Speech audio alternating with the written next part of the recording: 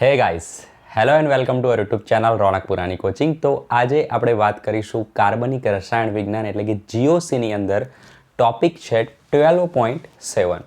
તો આગળ આપણે આઈયુપીએસસી નોમેનક્લેચર કેવી રીતે કરવું અને સમઘટકતા વિશે એકદમ ડિટેલમાં વાત કરી ચૂક્યા છીએ. તો આજે આ ચેપ્ટરનો એક અલગ જ પાર્ટ જે છે એની વાત કરીશું. જે શું છે તો જુઓ, કાર્બનિક પ્રક્રિયાની ક્રિયાવિધિની સંકલ્પનાઓ. તો આ જે ટોપિક છે એ છે બેઝિક વસ્તુ. કોની બેઝિક વસ્તુ? તો જો શું લખેલું છે, પ્રક્રિયાની ક્રિયાવિધિની સંકલ્પનાઓ, જેને આપણે ઓળખતા હોઈએ છીએ રિએક્શન મિકેનિઝમ. કયા ટોપિકથી ઓળખીએ છીએ? આ ટોપિકને આપણે ઓળખીએ છીએ રિએક્શન મિકેનિઝમ. ઓકે, તો રિએક્શન મિકેનિઝમની અંદર કઈ કઈ પ્રક્રિયાઓ આવી જતી હોય છે? તો એમાં આવશે પ્રેરક અસર વિશે તમે જોઈ ગયા છો, પ્રેરક અસર. ઓકે, પછી આવે છે રેઝોનન્સ સ્ટ્રક્ચર એટલે શું? રેઝોનન્સ. પછી આવે છે મેસોમેરિક ઇફેક્ટ, દેન હાઇપર કોન્જ્યુગેશન ઇફેક્ટ. ઓકે, તો આવી બધી જે ઇફેક્ટ છે એકદમ ટ્રિકી ક્વેશ્ચન છે એ બધા. તો એ જે રિએક્શન મિકેનિઝમ છે એને સમજવા માટે આપણે થોડીક સંકલ્પનાઓ સમજવી પડે, થોડાક વર્ડ સમજવા પડે અને એમાં કન્સેપ્ટ આપણો એકદમ ક્લિયર હોવો જોઈએ. તો એની જ આપણે વાત કરીશું. આજે કરીશું કન્સેપ્ટ ક્લિયર. તો ફટાફટ ધ્યાન આપો, આજે આપણે શું વસ્તુ જોઈશું. ઓકે, તો કાર્બનિક રસાયણ વિજ્ઞાનની અંદર જ્યારે કોઈ અણુ એટલે કે કાર્બનિક અણુ, ઓકે, કોઈ પ્રક્રિયકની સાથે પ્રક્રિયા કરે છે અને કોઈ એક નિપજ બનાવે છે. બરાબર, આ જ વસ્તુની આપણે વાત કરવાના છીએ. બે પ્રક્રિયકો હશે, પ્રક્રિયા કરતા હશે ને કંઈક નિપજ બનાવતા હશે. તો એ દરમિયાન કેટલીક નાની નાની વસ્તુઓ પણ થતી હોય છે. કેવી? તો ખાસ ધ્યાન આપો. તો આપણી જોડે જે પહેલેથી હોય એને શું કહીશું? આપણે પ્રક્રિયાર્થી કહીશું. શું કહીશું? પ્રક્રિયાર્થી. કોણ પહેલેથી હોય? કાર્બનિક અણુ હોય. તો જે કાર્બનિક અણુ હોય આપણી જોડે, કાર્બનિક અણુ જે આપણી જોડે હોય, દાખલા તરીકે કોણ હોય? કોઈ બી લઈ લઈએ, CH3, CH2, CH2, Br. Okay, બ્રોમોપ્રોપેન થઈ ગયો કાર્બનિક અણુ. તો જે કાર્બનિક અણુ હોય એને કહેવાય પ્રક્રિયાર્થી. શું કહીશું? પ્રક્રિયાર્થી. ઓકે, અને એની સાથે બીજો જે અણુ હોય જે એના પર પ્રક્રિયા કરે છે, ઓકે, તો એને કહેવાય પ્રક્રિયક. શું કહેવાય? પ્રક્રિયક. ઓકે, તો આ જે ઓલરેડી હતો કાર્બનિક અણુ, એના ઉપર કોઈકે હુમલો કર્યો તો એને શું કહેવાય? પ્રક્રિયક. જેને શું બુકમાં લખેલો છે વર્ડ? હુમલો કરનાર પ્રક્રિયક. ઓકે, હુમલો કરનાર પ્રક્રિયક. તો હુમલો કરનાર પ્રક્રિયક તરીકે કોણ હોઈ શકે? એ ઇમ્પોર્ટન્ટ વસ્તુ છે. કોણ કોણ હોઈ શકે? તો ત્યાં હોઈ શકે કેન્દ્ર અનુરાગી પ્રક્રિયક. બરાબર, તો આ બધા જ જે વર્ડ છે, બરાબર, ઇન્ટરેસ્ટિંગ, તો એ બધા જ વર્ડને આપણે એકદમ ખોલી દઈશું. બરાબર, કેન્દ્ર અનુરાગી પ્રક્રિયક. બીજા કયા હોઈ શકે? તો બીજો હોઈ શકે ઇલેક્ટ્રોન અનુરાગી પ્રક્રિયક. ઓકે, તો ઇલેક્ટ્રોન અનુરાગી પ્રક્રિયક. તો આ બે ટાઈપના હોઈ શકે જે હુમલો કરવાના છે. ઓકે, હવે આ બંને પ્રક્રિયા કરીને બનાવશે વસ્તુ જેને કહીશું આપણે ઇન્ટરમીડિયેટ એટલે કે મધ્યવર્તી નિપજ. ફાઇનલ નિપજ નહીં. શું બને છે? પહેલા મધ્યવર્તી નિપજ બનતી હોય છે મોટાભાગની પ્રક્રિયાઓમાં. તો શું બનશે? પહેલા મધ્યવર્તી નિપજ એટલે કે ઇન્ટરમીડિયેટ કંઈક એવું બનશે, પછી એમાંથી ફાઇનલ નિપજ બનશે. તો મધ્યવર્તી નિપજ તરીકે આપણને શું શું મળી શકે? જે રીતે પ્રક્રિયક તરીકે આ બે હતા, એ રીતે મધ્યવર્તી નિપજ તરીકે આપણને મળી શકે કાર્બોકેટાયન. ચલો, તો હવે અહીંયા તમારા થોડા કન્સેપ્ટ ક્લિયર થતા હશે કે કાર્બોકેટાયન શું છે. તો એ એક મધ્યવર્તી નિપજ છે. ઓકે, પછી આવે છે કાર્બોએનાયન. ઓકે, કાર્બોકેટાયન નામ પરથી શું કહી શકીએ આપણે? કેવો ચાર્જ હશે? પોઝિટિવ ચાર્જ હશે. જ્યારે આ કેવો હશે? નેગેટિવ ચાર્જ હશે. ઓકે, અને ત્રીજું છે જેમાં છે મુક્ત મૂલક, જેને કહેવાય ફ્રી રેડિકલ. મુક્ત મૂલક હોઈ શકે. ઓકે, જેની જોડે એક ઇલેક્ટ્રોન હશે, જેની ડિટેલમાં વાત આપણે આગળ કરીશું જ.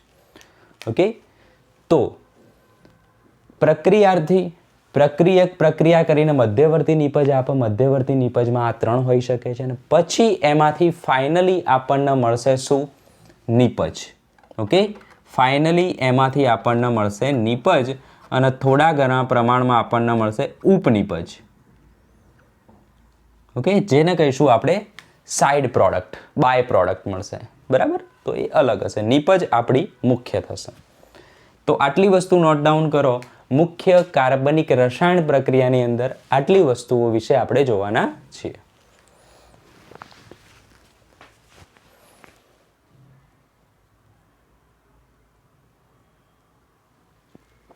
ઓકે, ચલો, થઈ ગયું. Very good. તો હવે કાર્બનિક અણુ જે રહ્યો એમાં કયો બોન્ડ હોય છે એની વાત કરીએ. ઓકે, તો બે ટાઈપના મુખ્ય બોન્ડ હોય છે. એક હોય છે સહસંયોજક બંધ હોય અને બીજો કેવો હોય? આયોનિક બંધ હોય. કન્સેપ્ટ સમજો એકદમ ડિટેલમાં. તો એક હોય સહસંયોજક બંધ, જેના વિશે આપણે ચેપ્ટર 4માં શીખી ગયા છીએ, અને બીજો હોય છે આયોનિક બંધ. તો આયોનિક બંધ ક્યારે હોય? જ્યારે ઇલેક્ટ્રોનની આપ-લે થતી હોય. બરાબર, એક જણો એનો ઇલેક્ટ્રોન બીજાને આપે અને બીજો એનો ઇલેક્ટ્રોન પહેલાને આપે, તો એ વસ્તુને શું કહેવાય? ઇલેક્ટ્રોનની આપ-લે થતી હોય છે, લેવડ દેવડ થતી હોય છે. બરાબર, તું આપે તો હું તને આપું, એવી વાત થતી હોય. જ્યારે સહસંયોજક બંધમાં શું થતું હોય છે? બંને અણુ, બંને એટમ, પરમાણુ પોતાના ઇલેક્ટ્રોનને વચ્ચે મૂકી દેશે. આ એના ઇલેક્ટ્રોનને વચ્ચે મૂકશે, આ ભાઈ એના ઇલેક્ટ્રોનને વચ્ચે મૂકશે. પછી શું કહેશે કે હવે આ બંને ઇલેક્ટ્રોન આપણા બેના. બરાબર, એટલે કે શું થયું? ભાગીદારી થઈ.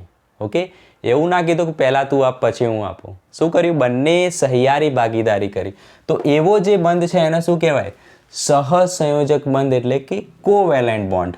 તો અહીંયા શું થાય છે? ઇલેક્ટ્રોનની ભાગીદારી થતી હોય છે. તો જે કાર્બનિક અણુઓ છે એ કયો બંધ બનાવતા હોય છે? તો કાર્બનિક અણુઓમાં જે બંધ જોવા મળતો હોય છે એ છે સહસંયોજક બંધ. ક્લિયર?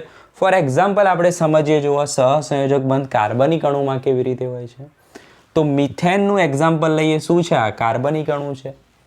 ઓકે, કાર્બન છે. તો કાર્બનની બાહ્યતમ કક્ષામાં કેટલા ઇલેક્ટ્રોન હોય? તમે કહેશો 4 ઇલેક્ટ્રોન હોય સાહેબ. તો આ થઈ ગયા 4 ઇલેક્ટ્રોન. કેવી રીતે હોય હવે તમને આવડવું જોઈએ. ઓકે, અને હાઇડ્રોજનની બાહ્યતમ કક્ષામાં કેટલા ઇલેક્ટ્રોન હોય? તો હાઇડ્રોજન જોડે તો એક જ ઇલેક્ટ્રોન છે. તો આ થઈ ગયો હાઇડ્રોજનનો 1 ઇલેક્ટ્રોન. ક્લિયર?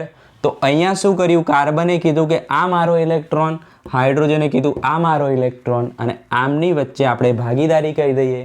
એટલે કે આજથી, આ જ ટાઈમથી આ બંને ઇલેક્ટ્રોન આપણા બંનેના છે. ખ્યાલ આવી રહ્યો છે? તો આ બંને ઇલેક્ટ્રોન હવે થઈ જશે કોના? હાઇડ્રોજનના, અને પછી એ બંને ઇલેક્ટ્રોન કાર્બનના પણ કહેવાશે. તો હવે ધ્યાનથી જુઓ, કાર્બન જોડે કેટલા થઈ ગયા? 8 ઇલેક્ટ્રોન થઈ ગયા છે. ઓકે, અને હાઇડ્રોજન જોડે પણ 2 ઇલેક્ટ્રોન થઈ ગયા છે. તો એમને શું કર્યું? ભાગીદારી કરી છે. એટલે દરેક બંધ કેવો છે? સહસંયોજક બંધ છે. તો કાર્બનિક અણુમાં જે બંધ જોવા મળશે એ કયો હશે? સહસંયોજક બંધ હશે. ફટાફટ નોટ ડાઉન કરો. ચલો, કારણ કે હવે આપણે જોવાના છીએ સહસંયોજક બંધનું વિભાજન કેવી રીતે થતું હોય છે. એટલે કે કાર્બનિક અણુમાં બંધ કેવી રીતે તૂટી શકે છે. થઈ ગયું?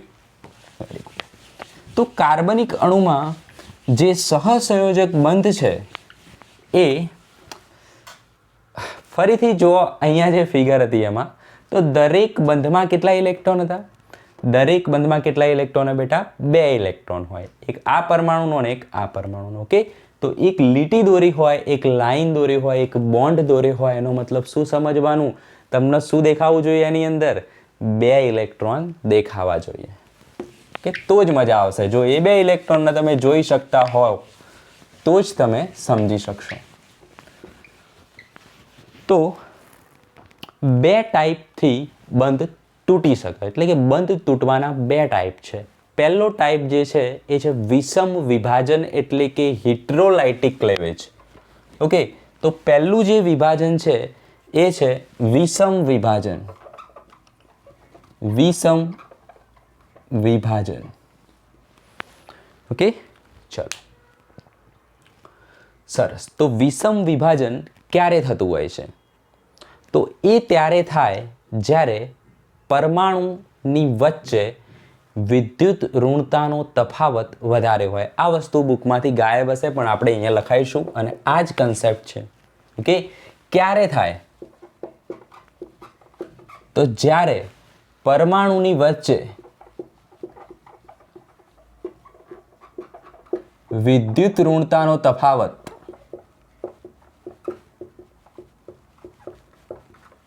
કેવો હોય? વધુ હોય. વિદ્યુત ઋણતા એટલે કે ઇલેક્ટ્રોન નેગેટિવિટીનો તફાવત કેવો હોય? વધુ હોય. તો આના માટે કન્સેપ્ટ સમજવો પડશે. વિદ્યુત ઋણતા શું છે? ઓકે, ચેપ્ટર 3 આવર્ત કોષ્ટક વ્યવસ્થિત તમે શીખ્યા હશો તો તમને ખ્યાલ આવશે. ના ખ્યાલ આવતો હોય તો સર્ચ કરો ઇલેક્ટ્રોન નેગેટિવિટી, રોનક પુરાણી, સ્ટાન્ડર્ડ 11 ચેપ્ટર 3. ચલો, તો ઇલેક્ટ્રોન નેગેટિવિટી કોને કહેવાય? તો ઇલેક્ટ્રોન નેગેટિવિટી છે ઇલેક્ટ્રોન આકર્ષવાની વૃત્તિ. બરાબર, જેટલા વધુ ઇલેક્ટ્રોન આકર્ષવાની વૃત્તિ જેટલી વધુ એટલી જ એની ઇલેક્ટ્રોન નેગેટિવિટી કેવી થાય? વધુ થાય. કોની? પરમાણુની. ખ્યાલ આવી ગયો? દાખલા તરીકે ક્લોરીન, ફ્લોરીન, બ્રોમિન, આયોડિન 17માં હેલોજન તત્વો જે છે 17મા સમૂહના, એમની બાહ્યતમ કક્ષામાં કેટલા ઇલેક્ટ્રોન હોય છે? કેટલા હોય છે? 7 ઇલેક્ટ્રોન હોય છે. એટલે કે એમને અષ્ટક પૂરું કરવા માટે ફક્ત એક જ ઇલેક્ટ્રોનની જરૂર હોય છે. એટલે કે એ લોકો એક ઇલેક્ટ્રોન મેળવવાની વૃત્તિ વધારે ધરાવતા હોય છે.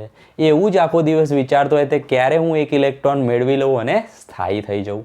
તો એ જે એક ઇલેક્ટ્રોન મેળવવાની વૃત્તિ છે 17મા સમૂહની, જેની બાહ્યતમ કક્ષામાં 7 ઇલેક્ટ્રોન છે, જેને અષ્ટક પૂરું કરવું છે, એમની ઇલેક્ટ્રોન નેગેટિવિટી કેવી હોય છે? સૌથી વધુ હોય છે. તો તમને થોડો ઘણો ખ્યાલ હોવો જોઈએ આના વિશેનો. બરાબર, જો કે ખ્યાલ આપી પણ દીધો છે. તો એક ટેબલ અથવા તો આવર્ત કોષ્ટકમાં કેટલા એટમની ઇલેક્ટ્રોન નેગેટિવિટી તમને ખબર હોવી જોઈએ એ હું લખાઈ દઉં. તો આ જે કન્સેપ્ટ છે એ ખ્યાલ આવશે તમને. પ્રેરક અસર, ઇન્ડક્ટિવ અસરના જે એક્ઝામ્પલ છે એ તમે સોલ્વ કરી શકશો. તો ફટાફટ ધ્યાન આપો. હાઇડ્રોજન છે તો હાઇડ્રોજનની સામે હિલિયમ આવે પણ હિલિયમની ઇલેક્ટ્રોન નેગેટિવિટીની આપણે જરૂર નથી. પછી આવશે lithium, then beryllium, boron, carbon, nitrogen, oxygen and fluorine. Okay, પછી નિયોનની જરૂર છે નહીં. Sodium, magnesium, aluminium, silicon, phosphorus, sulphur, chlorine. આર્ગોનની જરૂર છે નહીં. Potassium and calcium. ચલો, ક્લિયર. પછી જો ફ્લોરિન, ક્લોરિન, બ્રોમિન અને આયોડિન. ચલો, આટલું બનાવતા આવડી જાય? બિલકુલ આવડી જાય, નંબર પ્રમાણે જ છે. તો આવર્ત કોષ્ટકમાં જેમ ડાબી બાજુથી આપણે જમણી બાજુ તરફ જઈશું એમ શું થશે? તો ઇલેક્ટ્રોન નેગેટિવિટી વધશે. ડાબી બાજુથી જમણી બાજુ તરફ ગયા તો ઇલેક્ટ્રોન નેગેટિવિટી વધી એટલે કે વિદ્યુત ઋણતા વધી છે. ઓકે, બીજી વસ્તુ, ઉપરથી નીચે તરફ આવો એમ શું થશે? તો ઉપરથી નીચે તરફ આવો તો ઇલેક્ટ્રોન નેગેટિવિટી ઘટશે. કેમ ઘટે છે એ સમજવું હોય તો ચેપ્ટર 3નો વિડીયો જોઈ લેજો, એકદમ ક્લિયર થઈ જશે. કે આટલી વસ્તુ ખ્યાલ હોવી જોઈએ. એનો મતલબ શું થયો? અહીંથી આ બાજુ જાઓ તો ઇલેક્ટ્રોન નેગેટિવિટી વધે છે. ઓકે, એટલે કે આપણે આ રીતે લખી શકીએ. બરાબર, આ રીતે લેસ ધેન કરીને. ઓકે, તો અહીંયા શું આવશે? સૌથી વધુ ઇલેક્ટ્રોન નેગેટિવિટી. ઉપરથી નીચે આવો એમ ઘટે છે, મતલબ બોરોનની વધારે હશે એલ્યુમિનિયમ કરતાં, નાઇટ્રોજનની વધારે હશે ફોસ્ફરસ કરતાં. ખ્યાલ આવી રહ્યો છે? તો આટલી વસ્તુ લખો તો તમને ઘણું બધું વસ્તુઓ ક્લિયર થઈ જશે. થઈ જાય કે ના થઈ જાય? આમાં કોની વધારે હોય? ફ્લોરિનની, પછી ક્લોરિન, બ્રોમિન ને પછી આયોડિન, કારણ કે નીચે આવો એમ ઘટે છે. ઓકે, તો રહી વાત હાઇડ્રોજનની, તો હાઇડ્રોજનની કોના કરતાં વધારે હોય છે અને કોના કરતાં ઓછી હોય છે એટલી વસ્તુ ખ્યાલ હોવી જોઈએ. તો એક પણ ક્વેશ્ચનમાં તમે ફસાશો નહીં. તો આ જે લાઈન ડ્રો કરી છે મેં, બરાબર, આના પછીના જે આટલા તત્વો છે એમની ઇલેક્ટ્રોન નેગેટિવિટી હાઇડ્રોજન કરતાં વધારે છે. ઓકે, અને આ બધાની ઇલેક્ટ્રોન નેગેટિવિટી હાઇડ્રોજન કરતાં ઓછી છે. તો આટલો કન્સેપ્ટ સમજી લો વિદ્યુત ઋણતા. આનાથી બહારનું કશું જ નહીં આવે. ઓકે, દરેક ઇફેક્ટમાં આ વસ્તુ કામમાં આવશે. ક્લિયર? તો સૌથી વધુ ઇલેક્ટ્રોન નેગેટિવિટી ફ્લોરિનની છે. કાર્બન કરતાં નાઇટ્રોજનની વધુ, કાર્બન કરતાં ઓક્સિજનની વધુ. કેમ? તો જમણી બાજુ છે. જમણી બાજુ જાઓ એમ ઇલેક્ટ્રોન નેગેટિવિટી વધે છે. ક્લિયર? તો આટલી વસ્તુ નોટ ડાઉન કરો. હજુ તો આપણે વિષમ વિભાજન જોયું જ નથી. ચલો, થઈ ગયું. તો વિષમ વિભાજન ત્યારે થાય છે જ્યારે પરમાણુની વચ્ચે જે વિદ્યુત ઋણતા હોય છે એમાં તફાવત કેવો હોય છે? વધુ હોય છે, અથવા તો તફાવત જોવા મળે ત્યારે થતું હોય છે. ઓકે, તો જો એમાં શું થશે? તો ફોર એક્ઝામ્પલ આપણે કોઈ એક અણુ લઈ લઈએ છીએ CH3 અને એની પ્રક્રિયા થાય છે X સાથે. X અહીંયા કોઈ પણ હોઈ શકે, જરૂરી નથી કે હેલોજન જ. ઓકે, જો કે હેલોજન પણ સ્ટાન્ડર્ડ એક્ઝામ્પલ જ છે, પણ કોઈ એની એટમ છે એવું માનીએ અહીંયા. ઓકે, તો અહીંયા આપણે લઈએ દાખલા તરીકે હેલોજન જ લઈએ. ઓકે, તો જુઓ કાર્બન અને હેલોજનમાંથી કોની વિદ્યુત ઋણતા વધારે છે? ઓકે, હેલોજનની. તો હેલોજન શું કરશે? હમણાં કીધું એ પ્રમાણે બંધમાં કેટલા ઇલેક્ટ્રોન હોય? 2 ઇલેક્ટ્રોન હોય. ઓકે, હવે X શું છે? હેલોજન. હેલોજનની વિદ્યુત ઋણતા કેવી છે? વધારે. વિદ્યુત ઋણતાનો મતલબ શું? ઇલેક્ટ્રોન આકર્ષવાની વૃત્તિ. તો આ ભાઈ શું કરશે? આ 2 ઇલેક્ટ્રોન છે એને પોતાની તરફ આકર્ષવાનો ટ્રાય કરશે, મતલબ કે આકર્ષશે. ખ્યાલ આવ્યો? તો આ બંને ઇલેક્ટ્રોન આ બાજુ આકર્ષણ પામશે. ખ્યાલ આવી રહ્યો છે? તો આ જે તીર બતાવ્યું છે એ શું છે? ઇલેક્ટ્રોનનું ટ્રાન્સફર. ઓકે, તો આ બાજુ આકર્ષણ થશે અને એના કારણે શું થશે? તો જુઓ CH3 જે હતો એ અલગ થઈ જશે અને X અલગ થઈ જશે. ઓકે, હવે X જોડે શું આવી ગયું છે? બંને ઇલેક્ટ્રોન. તો જે મેળવે ઇલેક્ટ્રોન એ કેવો બને? ઋણ ભારિત બને. અને જે ઇલેક્ટ્રોન ગુમાવે છે, કોને ગુમાયા? CH3 એ, તો એ કેવું બનશે? પ્લસ બનશે. પડી ખબર? ઓકે, તો આવું ક્યારે થયું? જ્યારે આની વિદ્યુત ઋણતા કેવી હતી? વધુ હતી. તો અહીંયા લખો વિદ્યુત ઋણતા વધુ છે માટે ઇલેક્ટ્રોન આ બાજુ ખેંચાઈ ગયા અને આ રીતે વસ્તુ બની. ઓકે, તો અહીંયા જે કાર્બનિક અણુ ઉપર જે પોઝિટિવ ચાર્જ આવ્યો છે, પોઝિટિવ એટલે ધન, ધન એટલે કેટાયન, તો અહીંયા જે આ વસ્તુ બની એને શું કહી શકીએ આપણે? કાર્બોકેટાયન કહી શકીએ. તો આ શું બને છે? કાર્બોકેટાયન બને છે. ઓકે, અને આ શું બને છે? સિમ્પલ એક એનાયન બને છે. ટૂંકમાં જ્યારે વિષમ વિભાજન થાય છે ત્યારે શું બને છે? ચાર્જ સ્પીસીસ બને છે, એટલે કે આયન બને છે. ઓકે, ચલો નેક્સ્ટ બીજું એક ઉદાહરણ જોઈએ જેમાં શું થાય છે? કાર્બનની વિદ્યુત ઋણતા આના કરતાં વધુ છે એવું માની લઈએ. તો એક ઉદાહરણ CH3 અને કોઈ પણ અણુ દાખલા તરીકે લઈ લઈએ Y. તો એમાં કાર્બન અને Y વચ્ચે વિદ્યુત ઋણતામાં માનો કે કાર્બનની વિદ્યુત ઋણતા વધુ છે. તો શું થશે? અહીંયા જે ઇલેક્ટ્રોન છે એ જેની વિદ્યુત ઋણતા ઇલેક્ટ્રોન નેગેટિવિટી વધુ હોય એના તરફ ખેંચાઈ જાય. તો આ ઇલેક્ટ્રોન આના તરફ ખેંચાઈ જશે. ઓકે, તો શું થશે? 2 પાર્ટ અલગ થઈ જશે, 2 ફ્રેગમેન્ટ અલગ થઈ જશે. જે ઇલેક્ટ્રોન મેળવે એ કેવો બને? ઋણ આયન બને. તો આ થઈ જશે ઋણ, અને આને ઇલેક્ટ્રોન ગુમાયા છે તો આ કેવો થશે? પ્લસ. ઓકે, કાર્બનિક અણુ ઉપર જો ઋણ આયન હોય તો એને શું કહેવાય? Carbon an ion. ઋણ એટલે એન, તો આને શું કહીશું આપણે? Carbanion. ચલો, કાર્બેન આયન. ઓકે, તો આ કાર્બોકેટાયન છે ને આ શું છે? કાર્બેન આયન છે. ઓકે, કયો ચાર્જ છે એના પર? ઋણ ચાર્જ છે. મતલબ વિષમ વિભાજન 2 રીતે હોઈ શકે. ઓકે, જ્યારે કાર્બનની ઇલેક્ટ્રોન નેગેટિવિટી ઓછી હોય તો કેટાયન બને, વધુ હોય તો ઇલેક્ટ્રોન લઈ લેશે એટલે એ બનાવશે કાર્બેન આયન બનાવશે. ક્લિયર? ચલો, વેરી ગુડ. તો આમાંથી એક ટોપિક છે, સબ ટોપિક, એ પણ આપણે જોઈશું કે કાર્બોકેટાયનની સ્થાયીતા અને કાર્બન આયનની સ્થાયીતા. મોસ્ટ ઇમ્પોર્ટન્ટ MCQ એમાંથી બને છે. ઓકે, તો એક વસ્તુ ખાસ લખી દો કે જ્યારે સ્પીસીઝની ઉપર એટલે કે અણુ પરમાણુ આયનની ઉપર ચાર્જ જેટલો ઓછો હોય ને એટલો એ કેવો બને? સ્થાયી બને. ચાર્જ એટલે કે ઇલેક્ટ્રોન ડેન્સિટી, ઇલેક્ટ્રોન ઘનતા. ઓકે, ચાર્જ જેટલો ઓછો હોય એટલો એ કેવો હોય? સ્થાયી હોય. ચાર્જ જેમ વધતો જાય એમ કેવો થતો જાય? અસ્થાયી થતો જાય. ક્લિયર? એનો મતલબ થયો કાર્બોકેટાયન પર ચાર્જ છે કંઈક, મતલબ એ કેવો છે? અસ્થાયી છે. કેવો છે? અસ્થાયી છે. અને અસ્થાયી લોકો કેવા હોય? બહુ ઝઘડા કરે, એટલે કે કેવા હોય? બહુ રિએક્શન કરે. એને શું કહેવાય? કેવા હોય છે? પ્રતિક્રિયાત્મક હોય છે. ઝઘડા કરે છે, રિએક્શન કરે છે. મતલબ કેવા છે? અસ્થાયી છે અને વધારે પ્રતિક્રિયાત્મક છે.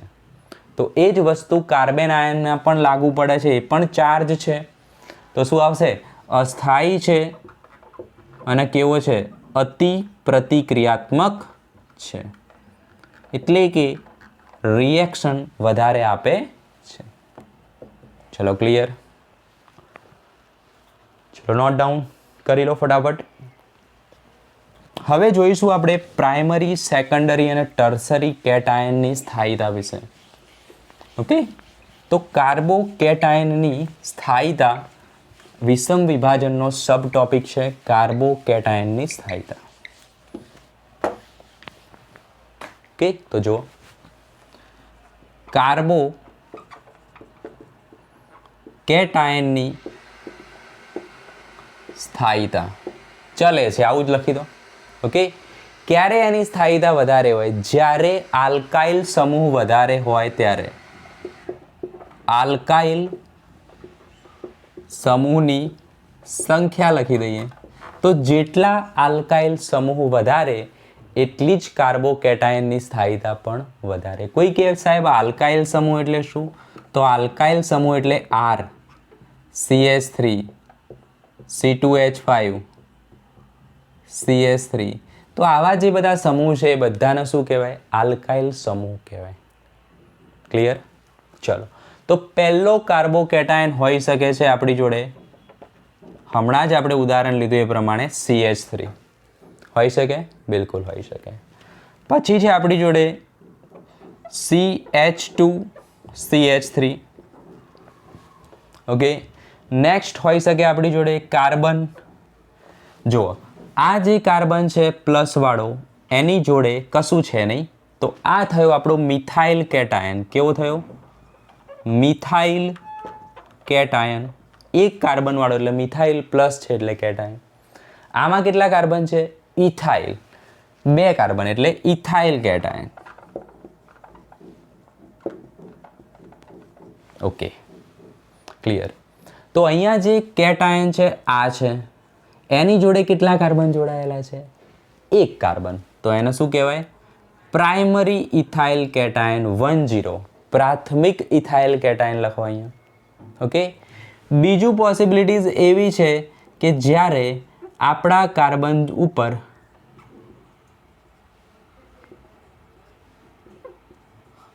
બે મિથાઇલ ગ્રુપ હોય, એટલે કે આ કાર્બોકેટાયન છે એ બીજા 2 કાર્બન સાથે જોડાયેલો છે. તો આને શું કહીશું આપણે? Secondary cation. કે શું કહીશું? Secondary cation. પણ કેવો છે? આઇસોપ્રોપાઇલ. તો સેકન્ડરી આઇસોપ્રોપાઇલ, જેને નામમાં ના ખબર પડતી હોય IUPACમાં જાઓ, IUPACના લેક્ચર. આઇસોપ્રોપાઇલ કેટાયન. ઓકે, તો ટર્સરી પણ બનાવી દઈએ ને. તો ટર્સરી જાતે બનાવો. કોને કહીશું ટર્સરી? તો કાર્બોકેટાયન બીજા 3 કાર્બન સાથે જોડાયેલો હોય તો એવા કેટાયનને ટર્સરી કાર્બોકેટાયન કહીશું આપણે. ઓકે, તો આ છે આપણો ટર્સરી કાર્બોકેટાયન. તો 30 બ્યુટાઇલ કેટાયન કહીશું આપણે. 30 તૃતીયક બ્યુટાઇલ કેટાયન. ચલો ક્લિયર? સિમ્પલ વસ્તુ એ છે, જે કેટાયન છે બીજા કેટલા કાર્બન સાથે જોડાયેલો છે એના પ્રમાણે એને આપણે 10, 20, 30 કહીશું. તો વાત આપણે કરી રહ્યા હતા અહીંયા સ્થાયીતાની. તો જેટલા આલ્કાઇલ સમૂહ વધારે હશે એટલી જ સ્થાયીતા કેવી હશે? વધારે હશે. કયા કેસમાં? કેટાયનના કેસમાં. તો કોનામાં આલ્કાઇલ સમૂહ વધારે છે? આમાં તો છે જ નહીં. આમાં એક છે, આમાં 2 આલ્કાઇલ સમૂહ છે, આમાં 3 આલ્કાઇલ સમૂહ છે. કોની જોડે? કેટાયન જોડે. તો વધારે આલ્કાઇલ સમૂહ અહીંયા છે માટે આ વધુ સ્થાયી છે. ઓકે, તો આ રીતે સ્થાયીતાનો ક્રમ જશે. ઓકે, કયા કેસમાં? કેટાયનના કેસમાં 3 ની સ્થાયીતા વધારે છે. નોટ ડાઉન કરો ફટાફટ. ચલો હવે જોઈએ એનાયનના કેસમાં શું થશે.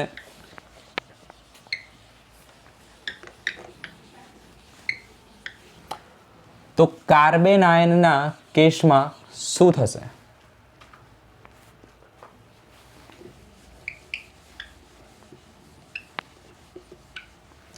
તો જો કાર્બન આયન એટલે કે એન આયન, એન આયનની સ્થાયીતા કોના પર ડિપેન્ડ કરે છે? તો જેટલા આલ્કાઇલ સમૂહ ઓછા હશે એટલી સ્થાયીતા એની વધારે હશે. તો આપણે અહીંયા વ્યસ્ત પ્રમાણમાં લખી દઈએ. શું લખીશું? આલ્કાઇલ સમૂહની સંખ્યા. વ્યસ્ત પ્રમાણ એટલે ખબર પડી જવી જોઈએ. ઓકે, જેટલી સંખ્યા ઓછી એટલી સ્થાયીતા વધારે. તો આ બધા જ માની લઈએ છે કાર્બન આયન. તો કાર્બન આયન બતાવવા માટે ખાલી અહીંયા જે પ્લસ છે એને માઇનસ કરવાનું રહેશે. ઓકે, ચલો તો કાર્બન આયન થઈ ગયા. તો કાર્બન આયન એવું કહે છે જેટલા આલ્કાઇલ વધુ એટલી સ્થાયીતા ઓછી.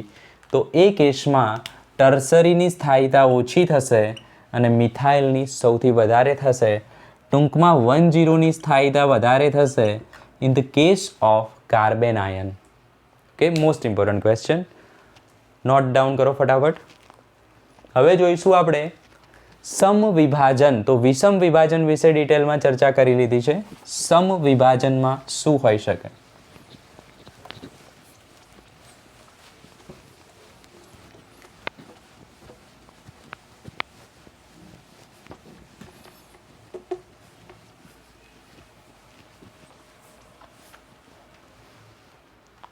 ટોપિક છે સમવિભાજન. ઓકે, તો સમવિભાજનમાં શું હોય? ક્યારે થાય? તો પરમાણુની વચ્ચે વિદ્યુત ઋણતાનો તફાવત કેવો હોય? નહિવત હોય. મતલબ લગભગ વિદ્યુત ઋણતા બંને એટમની કેવી હોય? લગભગ સમાન હોય. બરાબર. તો ફોર એક્ઝામ્પલ એ છે, ઓકે, અને બીની વચ્ચે સહસંયોજક બંધ છે. ઓકે, અને બંનેનું જ્યારે વિભાજન થાય છે, સમવિભાજન, ત્યારે બંનેની વચ્ચે વિદ્યુત ઋણતા ઇલેક્ટ્રોન નેગેટિવિટી કેવી છે? લગભગ સમાન છે.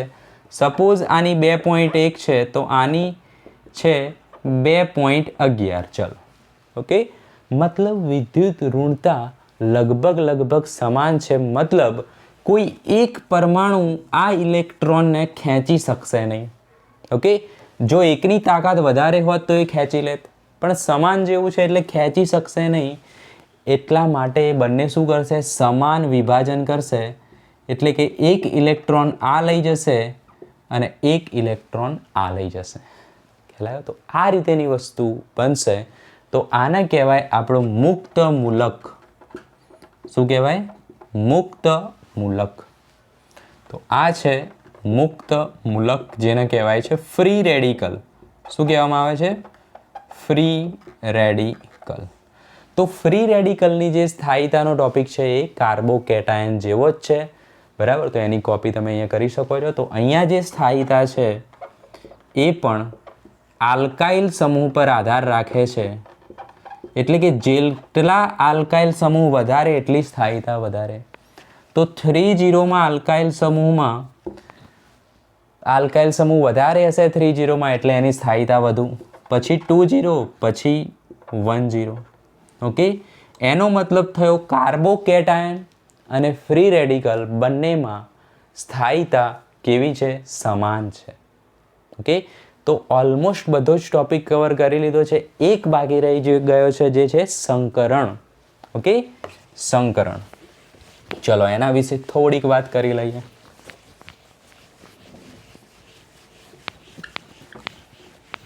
હજુ આપણે કાર્બોકેટાયન, કાર્બેનાયન, દેન ન્યુક્લિયોફાઇલ, ઇલેક્ટ્રોફાઇલ વિશે એકદમ ડિટેલમાં વાત કરીશું નેક્સ્ટ લેક્ચરમાં. ઓકે, તો જુઓ કાર્બોકેટાયન સંકરણની વાત કરીએ. પછી છે કાર્બેનાયન અને પછી છે મુક્ત મૂલક એટલે કે free radical. Okay, free radical. તો કાર્બોકેટાયન છે તો એ આ રીતે હોય છે કંઈક. ઓકે, CH3 લઈ લઈએ. ઓકે, તો કાર્બોકેટાયનની અંદર જે સંકરણ હોય છે, ચલો વ્યવસ્થિત લઈએ. હવે ફીલ થશે. ઓકે, જ્યારે કાર્બેનાયનમાં શું હોય છે? માઇનસ.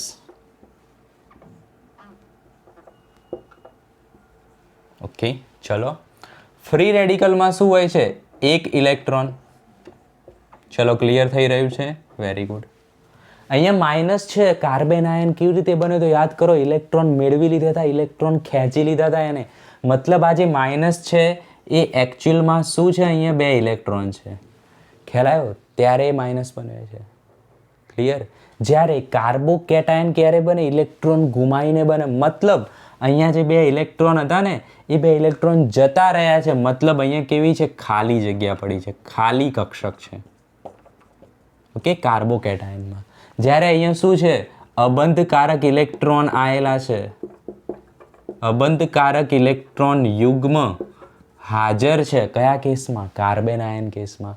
જ્યારે અહીંયા શું છે? કોઈ યુગ્મ નથી, ફક્ત એક ઇલેક્ટ્રોન જ છે. ફરક ખબર પડી? Very good.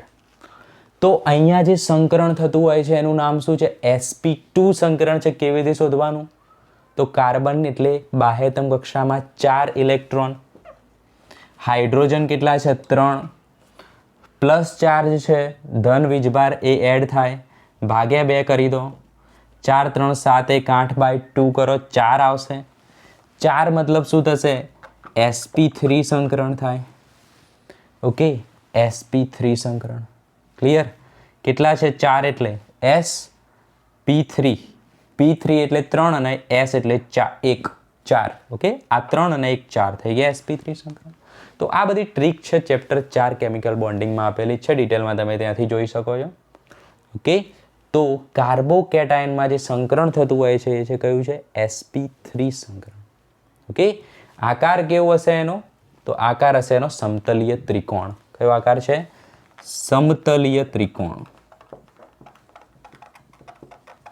આ આકાર થઈ ગયો સમતલીય ત્રિકોણ. ક્લિયર? તો એ જ રીતે કાર્બેનાયનમાં કયું સંકરણ જોવા મળશે? તો કાર્બેનાયનમાં જોવા મળશે sp2 સંકરણ. Okay, carbon 1 4. ઓકે, તો આવશે કયું? sp2 સંકરણ. ઓકે, એ જ રીતે અહીંયા કયું આવશે? sp3 સંકરણ. ક્લિયર? તો આનો જે આકાર છે એમાં શેપને આપણે શું કરી દઈશું? દબાઈ દઈશું. શેપને શું કરવાનું છે? અહીંથી ક્લોઝ કરી દેવાનું છે. શેપ જોતી વખતે અબંધકારક જોવામાં આવતા નથી. ઓકે, તો આને દબાઈ દઈશું તો અહીંયા શું થઈ જશે?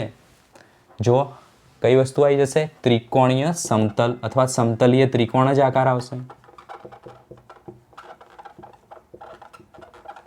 કે આના જેવો જ આકાર થશે. આને દબાઈ દઈશું તો સેમ આનો આકાર પણ થશે સમતલીય ત્રિકોણ. ક્લિયર? તો ભૂલ થઈ જાય. અહીંયા આવશે sp3 સંકરણ, અહીંયા આવશે sp2, અહીંયા આવશે sp2 સંકરણ. ચલો, નેગેટિવ ચાર્જ છે એ થઈ જશે અહીંથી માઇનસ, પોઝિટિવ ચાર્જ માઇનસ થઈ જશે. 4 3 7 6/2 3. ચલો, sp3 સંકરણ. જ્યારે અહીંયા અબંધકારક ઇલેક્ટ્રોન યુગ્મ સંકરણમાં કાઉન્ટ કરવાના. કેટલા માટે sp3 છે?